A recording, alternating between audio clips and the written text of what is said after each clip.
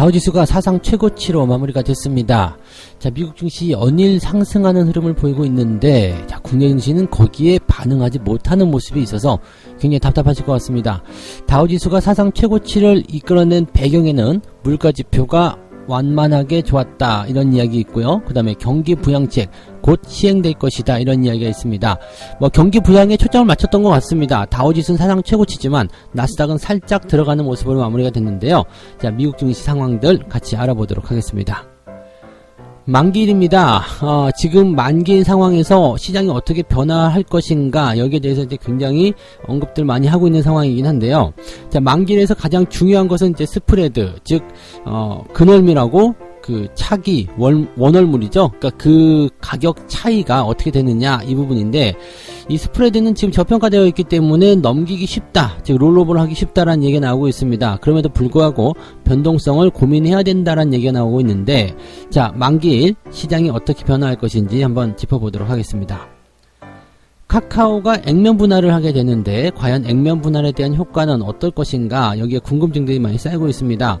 액면 분할을 하고 나면 나중에 주가가 올랐다, 아니면은 이제 떨어질 것이다, 이런 식의 이야기들 많이 나오고 있는데, 자, 액면 분할의 효과 어떤 것들이 있는지, 또 카카오의 주가 흐름은 어떤 식으로 변화가 될 것인지, 액면 분할하면 이 액면 분할이라는 것 때문에 주가가 오르고 내리는 것인지 알아보도록 하겠습니다.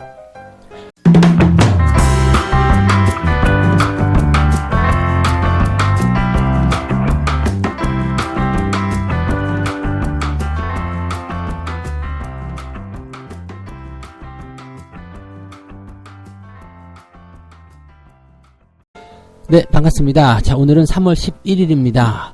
자, 드디어 만기일이 왔습니다. 만기일까지만 좀 참아보자, 이런 이야기를 계속적으로 했었는데, 실제로 만기일이 오니까 이제 오늘 이후로 이제 시장 방향이 조금 좋아질 것인가 아닌가, 여기에 대해서 우리가 고민을 좀 해볼 필요는 있을 것 같습니다. 이런 과정 속에서 지금 다우지수가 사상 최고치를 찍고 넘어갑니다. 다우지수가 이렇게 강하게 상승할 수 있는 배경은 일단 경기 부양책이다라고 볼 수가 있을 것 같아요. 경기 부양에 대한 이야기들은요, 일단 강하게 상승할 수 있는 어떤 포지션이라고 볼 수 있겠죠. 그러니까 그동안 좀 주춤거렸었던, 또는 이제 전통적인 굴뚝주라고 하죠. 이제 그런 기업들이 이제 경기 부양에 대한 기대감을 가지고 상승할 수 있겠고, 그동안 억눌려 있었던 부분에 대해서 이제 한 번에 분출해버리는 그런 형태로도 만들어질 수가 있을 겁니다. 자, 일단 시장을 이렇게 끌어올리는 그런 형태의 모습들은 경제 지표라든지 경기 부양책 이렇게 나올 수 있을 거고요. 다우지수가 1.4% 넘게 상승하면서 사상 최고치 꽝 하고 찍어줍니다. 반면에 나스닥 지수는 이제 마이너스 0.04 조금 내리면서 마무리가 됐습니다. 자, 이런 일은 왜 벌어지냐면 경기 부양에 대한 기대감을 통해서 다우지수가 올라가는 그런 상황인 거고요. 그 다음에 상대적으로 이제 자금이 그쪽으로 쏠리고, 또 그러면 그동안 많이 올라갔었던 나스닥 쪽, 이런 부분에서 차익 실현이 들어가는 형태라고 보시면 되겠죠. 자, 우리나라 입장으로 비교해 본다라면, 우리나라는 경기 부양이라든지 이런 것들이 만들어질 때 어떤 기업들이 올라갈 것인가 라고 생각해 보시면 답이 좀 편하실 거라 생각합니다. 근데 우리나라 같은 경우는 대체적으로 이제 좀 뒤섞여 있다 보시면 되겠어요. 경기가 좋아진다 해가지고 소비 관련주들 보면은 요즘에 변동성 나오는데도 불구하고 꾸준하게 상승하잖아요. 그러니까 그런 것들이 이제 첫 번째 수혜주가 될 수 있겠죠. 항공이나 이런 전체적으로 그동안 코로나로 인해서 좀 부담을 받았었던 그런 종목군들이 영향을 받게 되는 부분이고, 그동안 기술주라든지 이게 성장에 초점을 맞춘 것들 있죠. 그런 기업들은 이제 단기적 차익 실현이 또 들어갈 수밖에 없는 상황. 즉 이렇게 주가가 좀 움직이는 그런 변화로 가시면 된다 생각하시면 되는 거죠. 그래서 그런 부분들을 좀 잘 생각하시면, 역시 많이 올라간 종목들이 언제나 재료와 관계없이 주가 조정을 받는 것이다, 이렇게 생각하시면 되지 않을까 생각합니다. 자, 미국 증시 상승에 대한 배경들을 조금 알아보도록 하죠. 자, 첫 번째가 경제지표입니다. 소비자 물가지수예요. CPI. 이거는 이제 어느 정도 올라올 것이다라고 얘기를 해드렸죠. 자, CPI가 0.4% 상승했다라고 발표가 됐습니다. 전년 대비해서는 1.7% 정도 상승했고요. 시장의 예상치하고 크게 다르지 않았다라고 보시면 되겠습니다. 지금 뭐 음식이나 에너지 이런 것들을 제외하고는 0.1% 상승했기 때문에 뭐 크게 문제도 없는 그런 상황이 좀 된 거고요. 자, 물가가 이 정도 올라갔다라면 아직 멀었다라는 얘기 나올 수 있겠죠. 뭐 인플레이션 압력, 우려감 뭐 이런 것들 생각하고 있지만 아직 2% 되려면 아직 멀었다라는 이야기가 되는 거고요. 여기다가 이제 국채 금리까지도 1.5%대 초반으로 후퇴하고 있는 상황이 벌어집니다. 자, 이렇게 상황들이 만들어지다 보니까 시장에 대해서 국채 금리 상승에 대한 압박, 인플레이션에 대한 우려감 이런 것들이 확 줄어드는 그런 형태로 가는 것 같습니다. 나스닥 같은 경우도 지금 보시면 아시겠지만 큰 폭으로 뚝뚝뚝 떨어지던 상황에서 이제는 빠지지 않는 형태로 가고 있죠. 그러니까 주가가 하락하지 않는다라는 것은 더 이상 빠지지 않는다. 그럼 반등에 대한 가능성을 좀 열어놓고 있다라고 볼 수 있는 내용이 되겠죠. 더 하락할 이유는 이제 없다. 뭐 팔 만큼 다 팔았다. 이런 식의 얘기가 나올 수 있겠고요.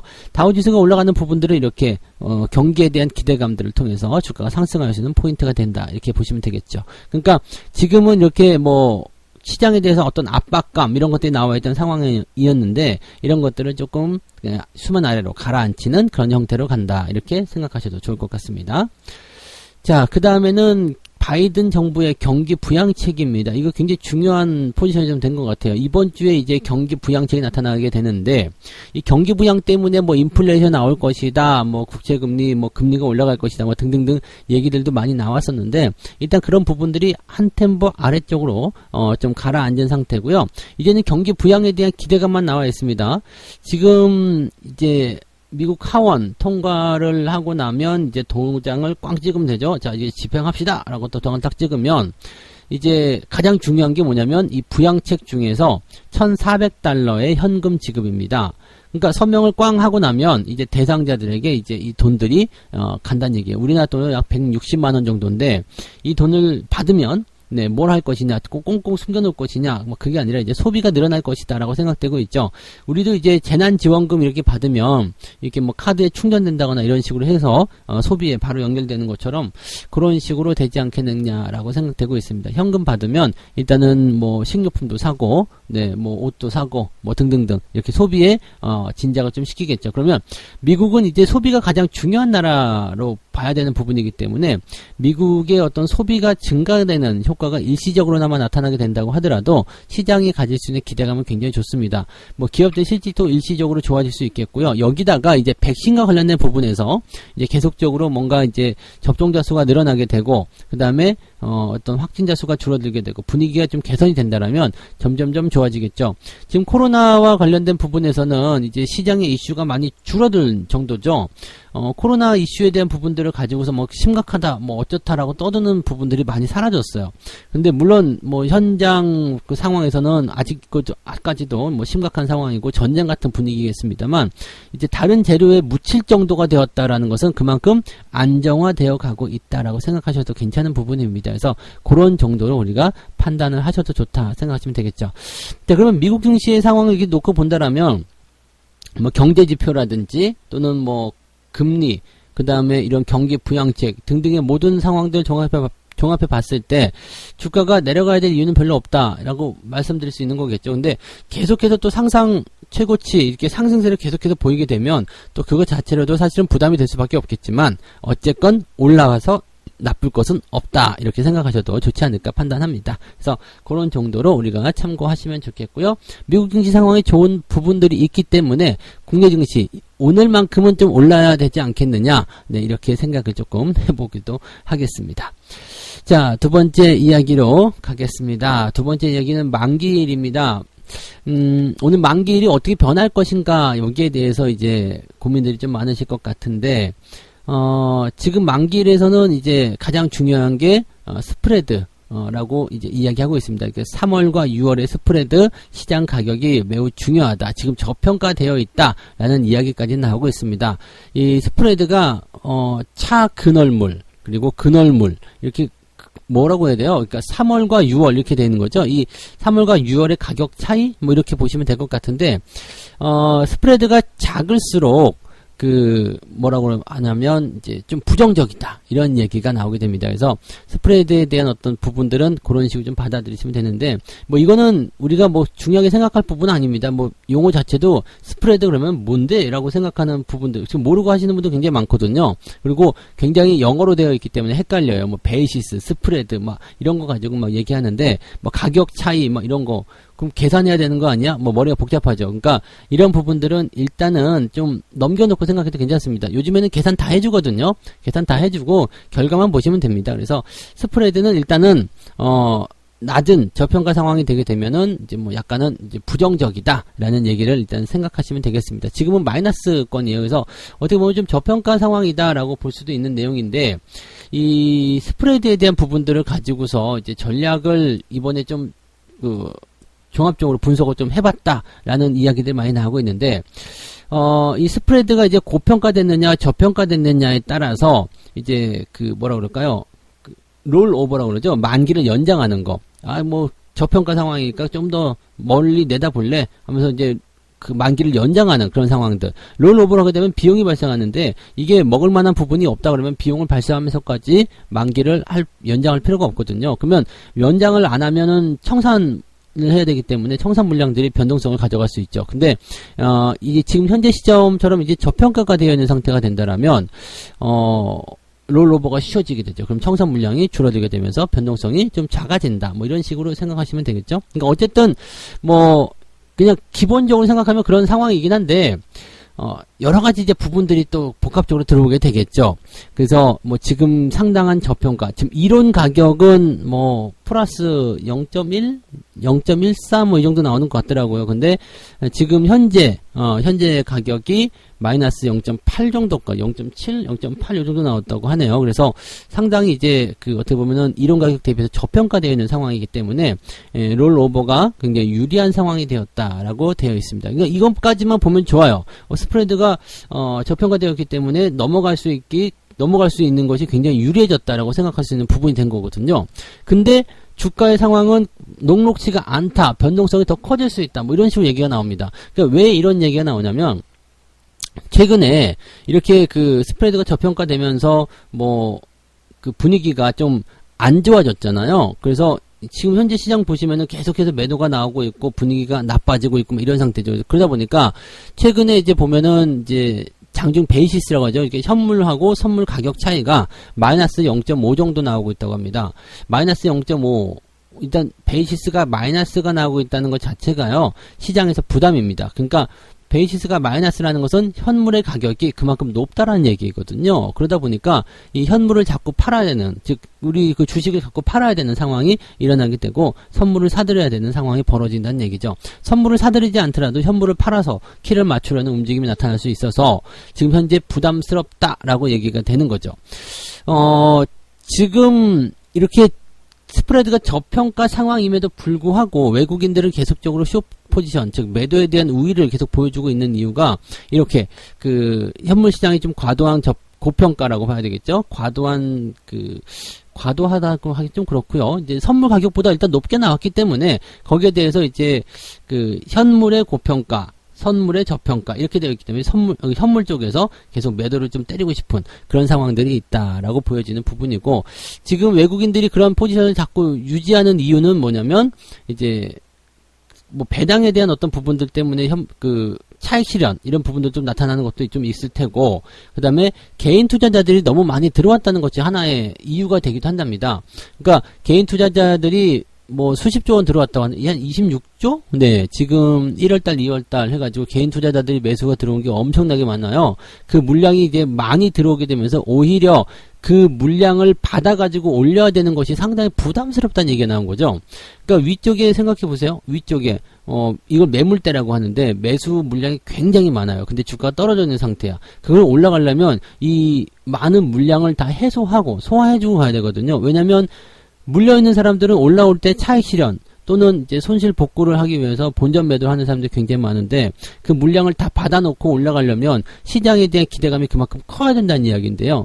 그런 부분들이 과연 가능하겠는가라는 의구심이 든다는 이야기죠. 그래서 개인들의 물량이, 개인들의 매수가 많이 들어온 것이 오히려 주가 상승에 좀 압박 요인으로 작용하고 있다. 이렇게 생각해 주셔도 좋을 것 같습니다. 그래서 개인들이 돈을 벌려고 들어왔지만 오히려 그렇게 많이 몰리는 부분들이 시장에 부담을 줬다라고 보셔도 좋을 것 같네요. 그러니까 지금 현재 시장의 어떤 그 만기일 상황은 뭐 프로그램이라든지 이런 쪽에서 나타나는 매도 압박은 상당히 제한적이기 때문에 긍정적입니다. 평소에 비하면은 더 괜찮아요. 나쁘지 않아. 라고 되어 있는 상황인데, 이러한 어떤 외부적인 요인을 해야 되겠죠. 이 베이시스라든지 이런 것들에 대한 요인을 통해서 변동성은 여전히 매도가 나타날 수도 있을 것이 아니겠느냐라고 생각을 해볼 수 있겠습니다. 그래서, 여전히, 네, 시장에 대한 그 포지션은 좀 부정적으로, 보수적으로, 이 외국인이나 금융투자나 이런 애들이 잡아가고 있다라고 생각하시면 되겠습니다. 자, 얼마나 매도하느냐, 이제부터는 안 팔 것이냐에 대한 부분들, 이제 만기일 이후에 나타나는 부분들이 더 중요하겠지만, 일단 오늘까지는 이런 형태의 모습이 나타나고 있다 보시면 되겠습니다. 그래서 표면적으로는 긍정적인 수준이지만, 네, 이 변수들이 어느 정도 있기 때문에 변동성은 어느 정도 좀 오늘까지도 생각을 해봐야 된다라는 결론으로 가셔야 될 것 같습니다. 선물에 대한 부분들은 좀 이제 내용 자체가 이해가 좀 어렵기 때문에요. 그냥 네, 이러한 흐름으로 가고 있다. 네, 그냥 뭐라 그럴까요? 나쁘지 않아. 하지만 변수는 있어. 뭐 이런 식으로 생각하고 넘어가셔도 좋지 않을까 생각을 해봅니다. 그래서 뭐 결론만 말씀드리면 오늘 잘 넘어가자. 네, 그렇게 네, 결론을 급 마무리 하셔야 되겠네요. 그래서 아무튼 뭐 그러한 내용들을 통해서 오늘 시장에 대한 분위기를 잡아가시면 되겠다 보시면 되겠죠. 네.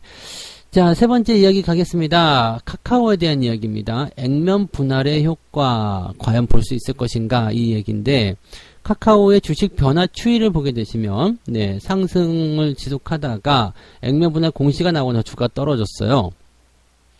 자, 액면 분할이 나쁜 거 아니야? 라고 생각이 들 수도 있는 상황이 나올 수 있는 부분입니다. 왜 액면 분할 공시 나오고 주가 떨어진 거야? 근데 이거를 이렇게 생각하시면 또 안 되죠. 이렇게 시점적인 부분에 문제가 되는 거라서 액면 분할 공시가 나오고 주가가 떨어진 것이 아니라 액면 분할 공시를 절묘한 시점에서 한 거죠. 네, 주가가 떨어지는 시점에서 그렇게 한 것이다라고 생각하셔야 되는 거고, 액면 분할은 꼭 굳이 나쁜 것은 아니다라고 보시면 되겠습니다. 액면 분할하고 나서 주가의 상승 기대감이 높아진다라는 얘기도 나오고 있는데, 액면 분할을 하고 나면 대체적으로 주가가 오른다 이렇게 기사에는 나와 있어요. 그래서 사람들이 굉장히 여기에 대해서 또 기대감을 가질 수 있겠는데, 이게 되게 재밌는 게요. 이 분석 기간을 되게 웃기게 잡았어요. 이게 뭐 삼성전자라든지 뭐 기타 이제 작년, 재작년 뭐 이럴 때 액면 분할한 기업들을 가지고서 지금 현재 주가대로 분석을 한 거죠. 그러니까 지금 따지고 보면은 이제 주가가 2020년도 후반부부터 21년도에 쭉 계속해서 지금 신고가 나온 상태잖아요.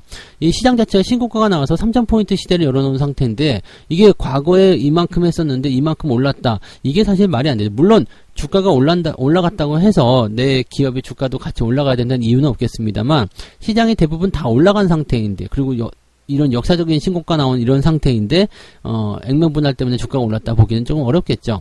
근데 어쨌건 액면 분할은 그렇게 나쁜 소식은 아니라고 보시면 됩니다. 액면 분할에 대한 효과들도 굉장히 많습니다. 지금 시장 참여자들 뭐 좀 더 활발하게 유입을 시킬 수 있는 그런 상황이 좀 나타나는 부분들이죠. 중요한 거는요, 이런 부분이라고 보시면 돼요. 액면 분할에 대한 효과를 이 기업이 얼마만큼 누릴 것이냐, 그 다음에 이 기업이 지속적으로 성장할 수 있는 기업인가, 이게 중요합니다. 왜냐면 지속적으로 상승할 수 있는 기업, 즉 삼성전자를 예를 든다면 상승세를 지속할 수 있는 기업인데, 이 기업이 지금 가격이 너무 비싸서 못 사. 250만원 막 그래요. 그래서 이거 사고 싶은데 못 산다. 근데 액면 분할을 하게 되면 이게 5만원 떨어지잖아요. 근데 계속 성장할 수 있는 기업이에요. 가격이 싸졌어. 그럼 내가 살 수 있는 상황이 된 거죠. 그렇게 됐을 경우에는 주가에 유리한 상황이 만들어지게 됩니다. 근데 아무런 이유도 없는 그런 기업이에요. 뭐 그냥 성장성이 잠깐 반짝한 부분은 있어. 근데 테마주고 그냥 실적도 계속 감소하고 있고 뭐 잘 모르겠어요. 이런 기업인데 액면 분할한데 그냥 그것만으로는 되지 않습니다. 그래서 그렇게 해놓고 액면 분할이 나왔지만 기업의 어떤 펀더멘탈이 계속 나빠진다거나 이렇게 된다면 주가 흐름은 좋지 않겠죠. 다만 카카오 같은 경우는 네, 기업의 성장에 대한 기대감들이 계속 나와 있는 편이죠. 그래서 이 기업 성장에 대한 어떤 효과들, 그런 것들이 작용되고 있는 상태에서 가격이 너무 많이 올라갔잖아요. 좀 비싸졌잖아요. 그래서 그 부분들이 액면 분할을 하게 된다라면 상당히 효과 있는 상황으로 갈 수가 있겠죠. 지금 5대1 정도 되는 것 같으니까요. 지금 40만원대 후반이라면 네, 뭐 4만원대 5대1이니까 어떻게 돼요? 네, 아무튼, 네, 계산해보세요. 50만원이 5대1이면 10만원. 네, 뭐 조금 가격이 4만원대가 아니라 한 9만원? 네, 8만원? 네, 그쯤 되나요? 아무튼 뭐 그렇게 계산해보시면 그렇게 맞을 것 같습니다. 그래서 그런 형태로 되기 때문에, 40만원대, 50만원대 하던 기업인데, 9만원, 10만원 한다 그러면은 상대적으로 싸 보이죠. 그래서 사고 싶은 생각이 들 수 있다는 얘기가 되겠습니다. 또 유통 주식도 많아지기 때문에 조금 더 거래가 활발해지면 여러분들이 대응하기가 좀 편하지 않겠느냐라고 생각을 해보실 수 있겠습니다. 네. 자, 이렇게 해서 오늘 세 가지 이야기 전달을 해드렸습니다. 다우지수가 이제 사상 최고치 찍으면서 경기 부양 기대감을 반영시켜주고 있다 이야기가 나오고 있는데, 경기가 좋아지게 되면 일단은 기본적으로 전체적인 시장 상황이 좋아질 수 있는 상태가 되겠죠. 그래서 그런 부분들 참고하실 수 있겠고요. 자, 만기일에는 스프레드가 중요하다라고 되어 있는 부분들인데, 만기일에는 이 스프레드, 베이시스 이런 것들 생각하시면 머리만 아픕니다. 그래서 지금 상태 어떻게 됐느냐, 롤오버, 즉 만기 연장을 하기가 아주 좋은 상황이 되었다. 그래서 시장의 어떤 평가로서는 긍정적인 상황이다. 그렇지만 변동성에 대한 부분들은 여전히 이 매수 주체들이 그 매도 포지션들 좀 부정적인, 좀 보수적인 입장을 취하고 있기 때문에 거기에 대한 매도 압박은 아직까지는 더 나올 수 있다라고 얘기가 되고 있다. 이렇게 생각하시면 되겠습니다. 그래서 오늘까지는 일단 매도에 대한 부분들 조금 고민하셔야 되고요. 시장 변동성을 조금 고민하셔야 되겠습니다. 다만 주변 환경들, 미국 시장이라든지 이런 주가 상승에 대한 어떤 배경들이 만들어져서 그나마 좀 낫지 않겠는가, 오늘로서 좀 끝내보면 좋지 않겠는가, 이렇게 생각을 좀 해보는 부분이겠죠. 네. 자, 그 다음에 카카오의 액면 분할 효과, 좋을 것이냐 나쁠 것이냐 여기에 대해서 이야기 많습니다만, 일단 액면 분할은 좋은 거라고 보시면 되겠습니다. 다만 존재 조건이 있겠죠. 회사가 계속적으로 성장할 수 있는 거. 그러면 사실 액면 분할 하나 안 하나 큰 차이는 없는데, 회사가 긍정적으로 성장을 계속하고 있는 기업인데 가격이 높아서 못 샀던 사람들에게 기회를 주는 그런 효과다. 그래서 좋은 회사가 액면 분할을 하게 되면 상당히 좋은 효과를 누릴 수 있다라고 생각하시면 되겠습니다. 자, 그런 정도로 보시면 되겠고요. 책 한 곡지 읽고 마무리하도록 하겠습니다. 많은 사람들은 매매에 들어가면 통제력을 상실하고 있다. 감정의 롤러코스터를 타고 자신을 잃어버리기 때문이다. 대중의 심리적 변화를 무시하면 매매로는 돈을 벌 수가 없을 것이다. 훌륭한 투자자가 되려면 눈을 뜨고 거래하고 실제 흐름과 변화를 인식할 필요가 있을 것이다. 대부분의 트레이더가 돈을 잃고 떠나게 되는 이유가 이것 때문이죠. 심리적 변화. 이게 처음에는 잘해요. 처음에는 그냥 자기 통제가 잘 되죠. 처음에는 100만원, 200만원 이렇게 조금씩 돈을 벌면서 진행하다가 어느 순간 이제 시장의 변화가 나타났을 때 돈을 잃게 되면 여기서 원금 회복, 복구, 잃은 돈을 따야 되겠다는 생각 때문에 무리한 베팅하는 경우도 많이 있거든요. 아니면 좀 잘 될 때 더 많이 벌기 위해서 무리한 베팅도 많이 하게 되는데, 그럴 때일수록 더 조심해야 되겠죠. 항상 자기 평정, 그 다음에 자기와 관련된 내가 생각한 그런 관점과 시장이 반대로 움직인다거나 내 생각대로 움직이지 않을 때는 또 한 발짝 물러나는 그런 전략들도 같이 취하셔야지 좋은 포인트가 될 겁니다. 그래서 그런 관점들을 잘 생각하시면서 대응하시면 좋겠어요. 욕심내지 말고요. 그냥 늘 똑같이, 그러면 결과적으로 나에게는 기회가 계속적으로 찾아오게 될 겁니다. 자, 오늘 만기일이지만 여러분들 너무 걱정하지 마시고요. 편안하게 투자를 이어나가셨으면 좋겠습니다. 오늘도 성공 투자하시기 바라고요. 저는 장중시황에서 다시 오도록 하겠습니다. 고맙습니다.